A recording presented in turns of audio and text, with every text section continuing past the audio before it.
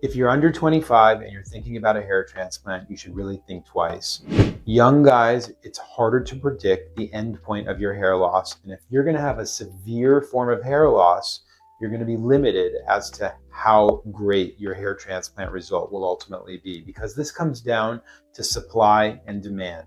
And if you're going to have a donor area that's this big in the end, and you're going to have a bald area that's that big, how are you going to take part of that hair and cover that amount of hair? So you really need to think about that. And in a really young guy, it's much harder to predict that end point of hair loss. I'm going to tell you a story. When I was young, I was losing my hair, started in my late teens, early 20s. I ended up getting a super short haircut in my late 20s.